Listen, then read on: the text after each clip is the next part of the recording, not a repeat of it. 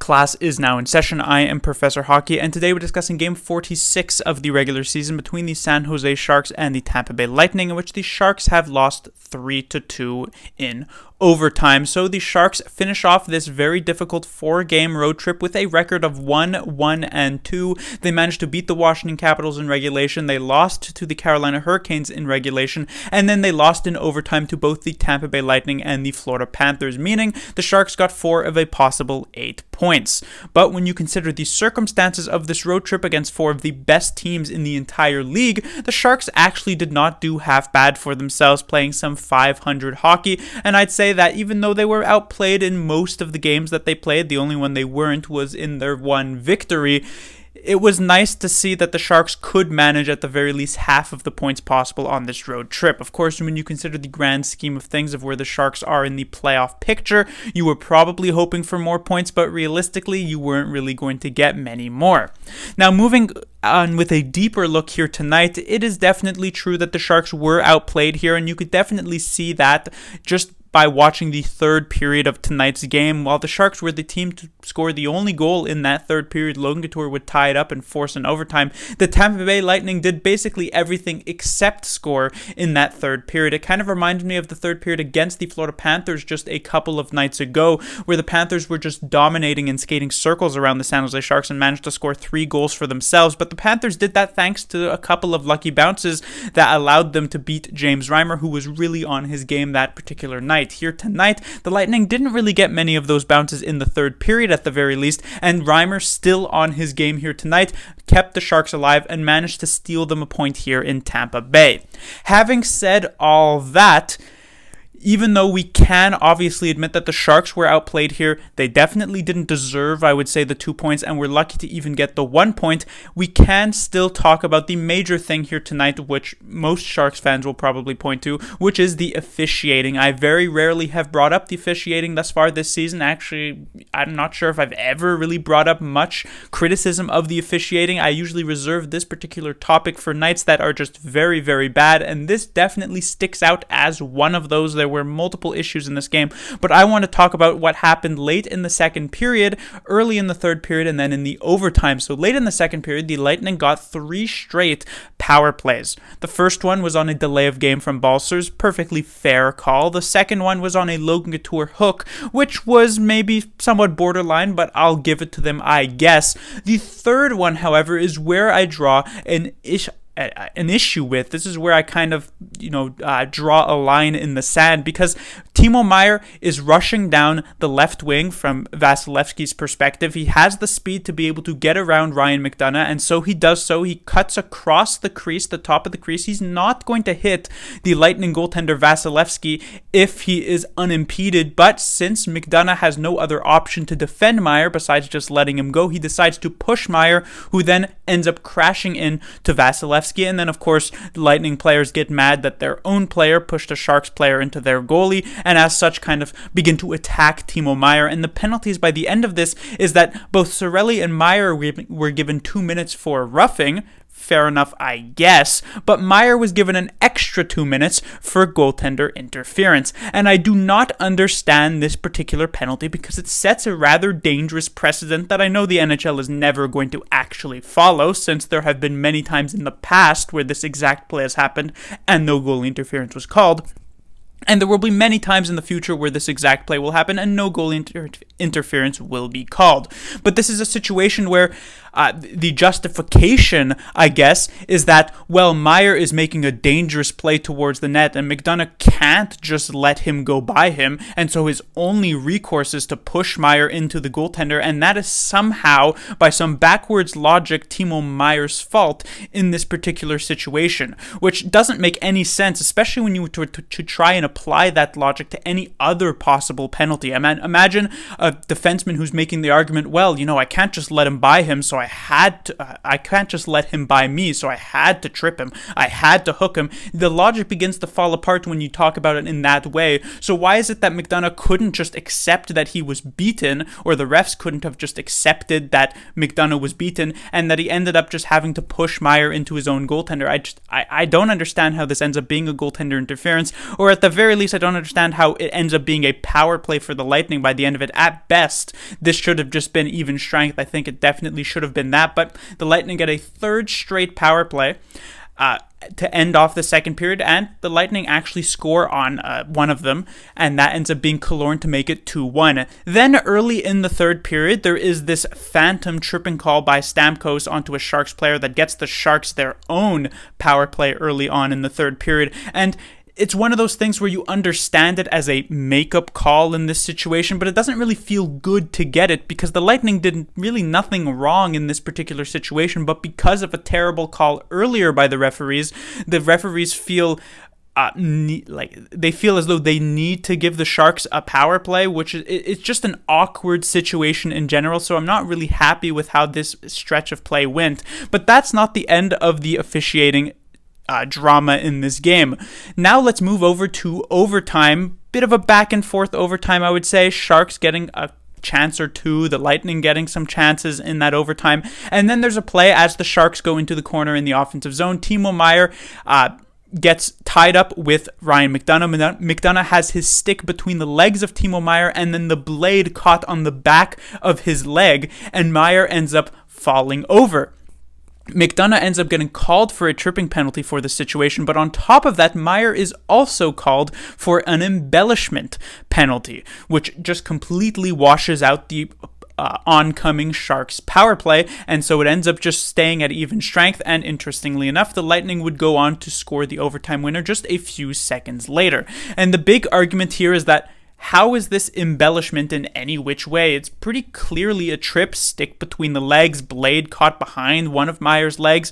It's kind of difficult to stay standing up in a situation like that, but it seems as though the refs ended up just missing it, and it brings up a pretty interesting discussion, honestly, which I'll touch on briefly here, of whether or not penalties should continue to be called with embellishment penalties with them, because it is very, very rare, if ever, that you actually see an embellishment penalty called by itself. It is almost always accompanied with another penalty. So for instance, one player would get called for tripping, but the ref would deem that the other player went down too easily, and as such would end up calling an embellishment, which was obviously the referee's call here tonight. And I know there are a lot of people who are actually against that, thinking that a play should either be a penalty or it should be embellishment, and it can't be both. And I originally was with that opinion. I also thought that that should be the case, but when you think about it a bit more, you kind of realize that that ends up making a slippery slope. For instance, let's say Brent Burns has his stick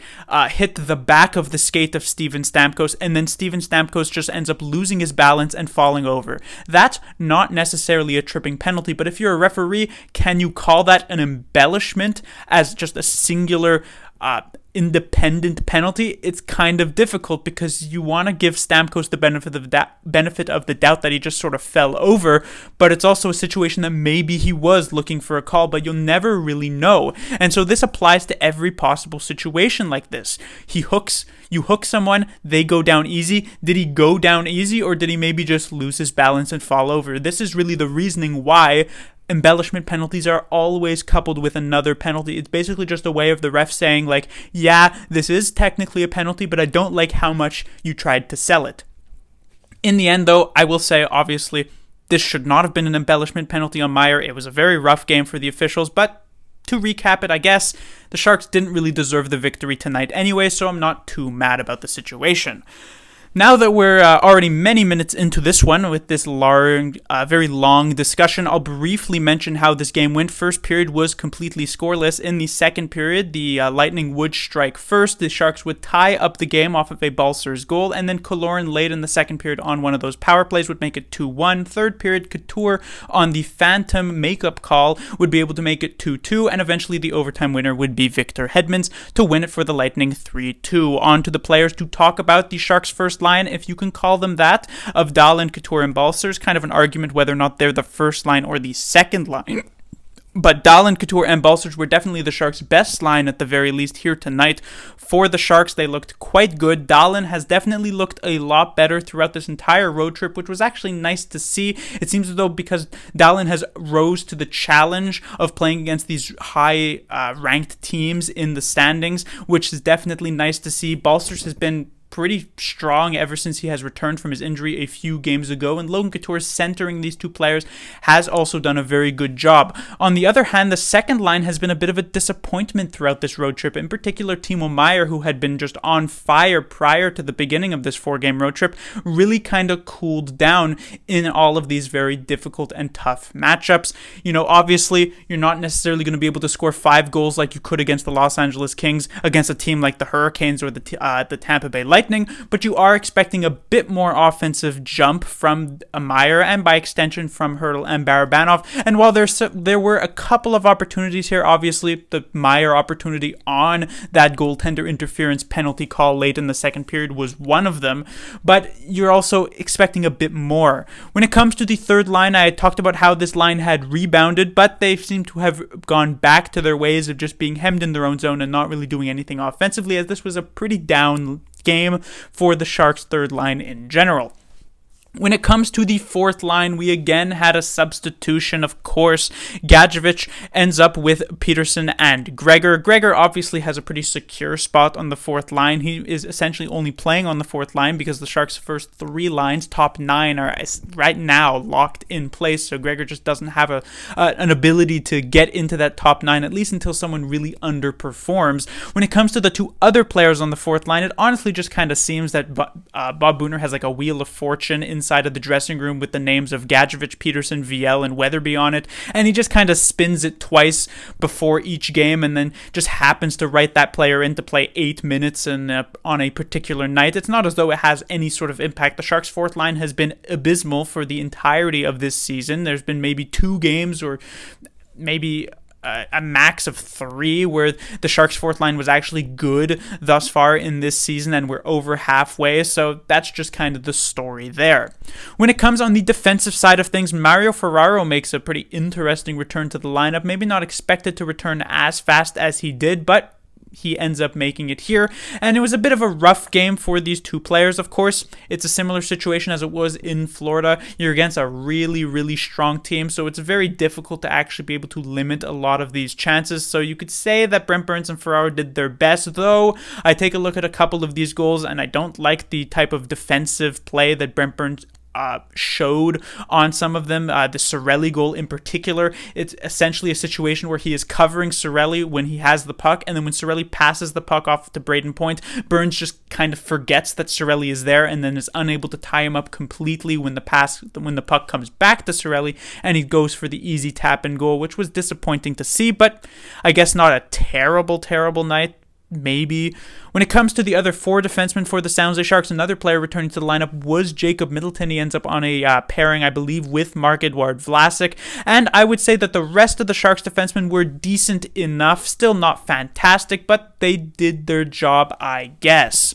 And finally, to talk about the Sharks goaltender, James Reimer was once again doing all he possibly could to try and keep the San Jose Sharks in this game. It was an absolutely outstanding road trip when it comes purely from the Sharks goaltending position. He looked very good against Washington, very good against Florida, very good against the Carolina Hurricanes, and very good here tonight against Tampa Bay. It's obviously rather disappointing from James Reimer's point of view that the Sharks only managed to win 1 of those games, though they managed to get 4 of those points, and you could argue definitely that Reimer stole those 2 overtime points, absolutely.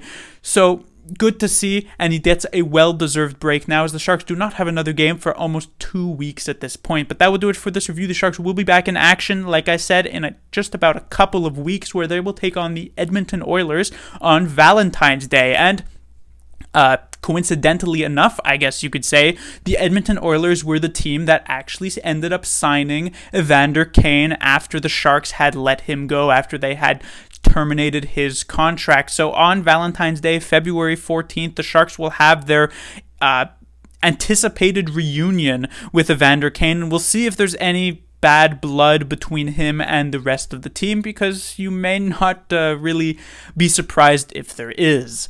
Class dismissed.